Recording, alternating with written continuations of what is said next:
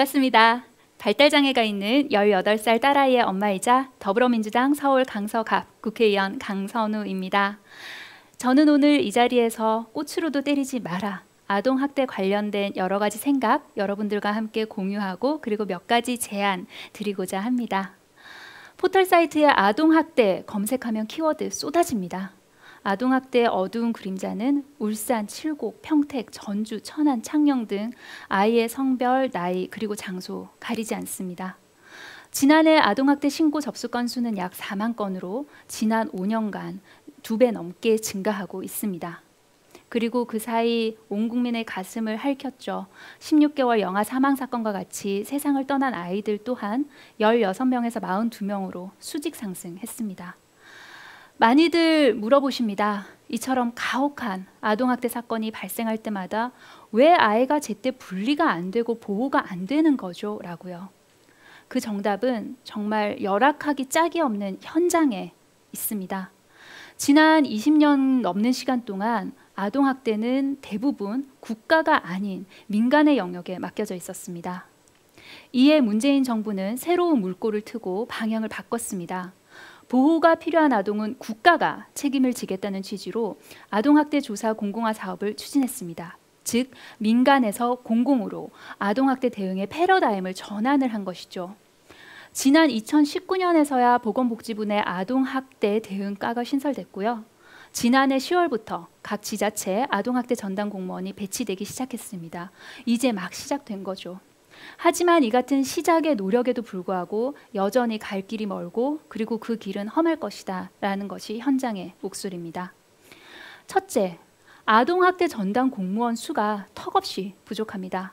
올해 1월 기준 전국 229개 지자체 중에서 보건복지부의 아동학대 전담 공무원 배치 기준을 충족하는 곳 4분의 1에 불과하고요. 단 한 명도 배치되지 않은 곳이 거의 절반에 달합니다. 둘째, 학대 피해 아동 쉼터 역시 태부족입니다.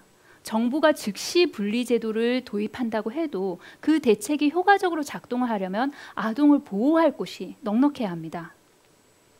그러나 쉼터가 부족한 탓에 그리고 특히 장애 아동은 보호를 거절당하고 학대받던 가정으로 돌아가는 비율이 절반이 넘습니다. 세 번째, 아동보호 전문기관 또한 인력 부족에 허덕이고 있습니다. 19년 말 기준 아동보호 전문기관 상담원 1인당 사례 관리 건수가 평균 64건입니다.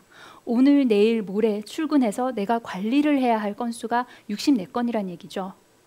처우 열악하죠. 업무 어렵죠. 종사자 평균 재직 기간 짧을 수밖에 없습니다. 그러니 당연히 전문성을 쌓을 수 없는 그런 열악한 구조고요. 그래서 저는 서울시와 자치구가 함께 책임지는 위기 아동 보호 체계 구축을 제안합니다. 서울시 자치구별 아동학대 전담 공무원 배치를 확대해 나가야 됩니다. 지난해 기준 서울시 25개 자치구 중에서 무려 18곳에서 전담 공무원을 고작 한두 명 배치한 상황입니다. 전문가들 최소 3명 있어야 한다고 합니다. 1명 신고 접수 받고요. 그리고 2인 1조로 출동해야죠. 서울시 내 학대 피해 아동 쉼터 그리고 아동보호 전문기관 역시 더 많이 설치해야 하고요. 그리고 민간이 아닌 서울시와 지자체에서 직영으로 운영할 수 있도록 해야 할 것입니다. 이미 노원구에서 아동학대 전담 공무원 5명 배치하고 있고요. 그리고 학대 피해 아동 쉼터, 아동보호 전문기관을 직영으로 운영하고 있습니다. 이와 같은 노원구 모델을 서울시 전체로 점차 발전시켜야 할 것입니다. 국회 역시 예산 뒷받침해야죠. 현재 아동학대 정책은 보건복지부가 수립을 하고 쉼터와 아보전 설치와 운영 예산은 기재부 복권기금 그리고 법무부 범죄피해자기금에서 나오고 있는 상황입니다. 보건복지부 소관 아동복지기금을 별도로 조성해야 할 필요가 있습니다.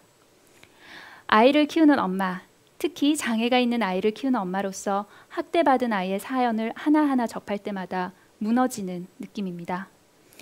아동이 행복한 대한민국, 아동이 안전한 수도 서울을 위해 최선과 진심을 다하겠습니다. 경청해 주셔서 감사합니다.